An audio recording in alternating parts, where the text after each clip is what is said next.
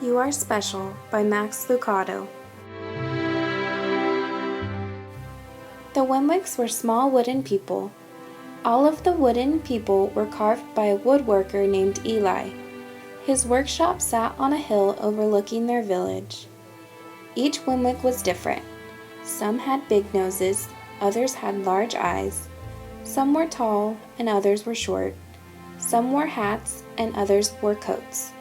But all were made by the same carver, and all lived in the village. And all day, every day, the Wemwicks did the same thing. They gave each other stickers. Each Wemwick had a box of golden star stickers and a box of gray dot stickers.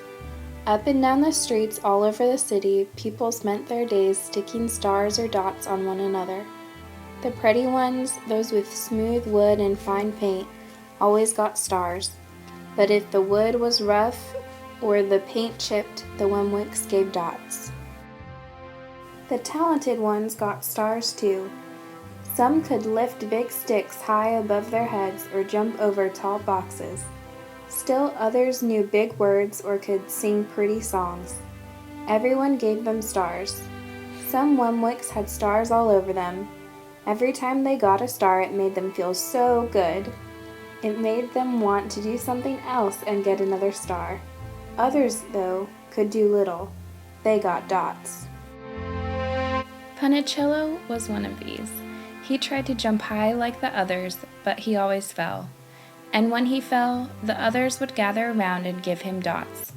Sometimes when he fell, his wood got scratched, so the people would give him more dots. Then when he would try to explain why he fell, he would say something silly, and the Wemwicks would give him more dots. After a while, he had so many dots that he didn't want to go outside. He was afraid he would do something dumb, such as forget his hat or step in the water, and then people would give him another dot. In fact, he had so many gray dots that some people would come up and give him one for no reason at all. He deserves lots of dots, the wooden people would agree with one another. He's not a good wooden person. After a while, Punnicello believed them. I'm not a good Wemwick, he would say. The few times he went outside, he hung around other Wemwicks who had a lot of dots. He felt better around them. One day he met a Wemwick who was unlike any he'd ever met. She had no stars or dots. She was just wooden. Her name was Lucia. It wasn't that people didn't try to give her stickers, it's just that the stickers didn't stick. Some of the Wemwicks admired Lucia for having no dots, so they would run up and give her a star, but it would fall off. Others would look down on her for having no stars, so they would give her a dot, but it wouldn't stay either. That's the way I want to be, thought Punnicello. I don't want anyone's marks. So he asked the stickerless Wemwick how she did it. It's easy, Lucia replied. Every day I go see Eli. Eli? Yes, Eli, the woodcarver. I sit in the workshop with him. Why? Why don't you find out for yourself? Go up the hill, he's there. And with that, the Wemwick who had no stickers turned and skipped away. But will he want to see me? Punnicello cried out. Lucia didn't hear, so Punnicello went home. He sat near a window and watched the wooden people as they scurried around, giving each other stars and dots. It's not right, he muttered to himself, and he decided to go see Eli. He walked up the narrow path to the top of the hill and stepped into the big shop. His wooden eyes widened at the size of everything. The stool was as tall as he was. He had to stretch on his tiptoes to see the top of the workbench. A hammer was as long as his arm. Punnicello swallowed hard. I'm not staying here, and he turned to leave. Then he heard his name. Punnicello? The voice was strong and deep. Punnicello stopped. Punnicello, how good to see you. Come and let me have a look at you. Punnicello turned slowly and looked at the large, bearded craftsman. You know my name? The little Wemwick asked. Of course I do. I made you. Eli stooped down and picked him up and sat him on the bench. The maker spoke thoughtfully as he looked at the gray dots.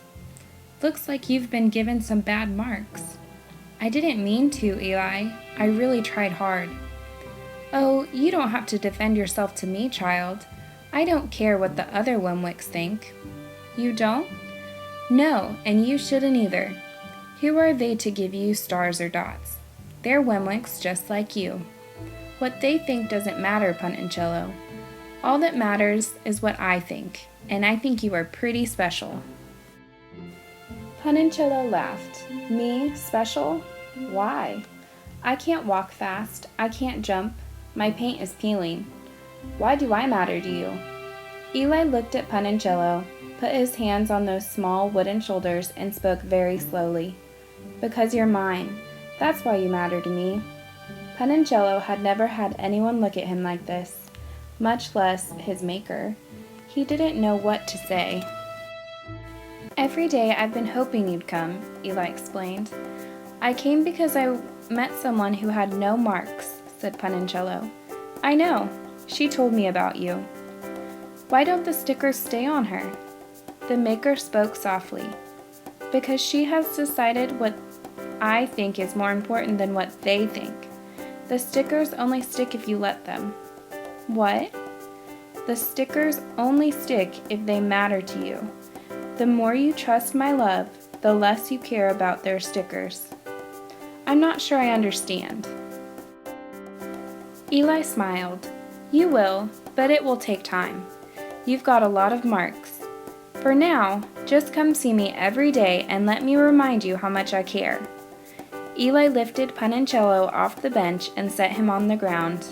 Remember, Eli said as the Wemwick walked out the door, you are special because I made you, and I don't make mistakes. Puntincello didn't stop, but in his heart he thought, I think he really means it. And when he did, a dot fell to the ground.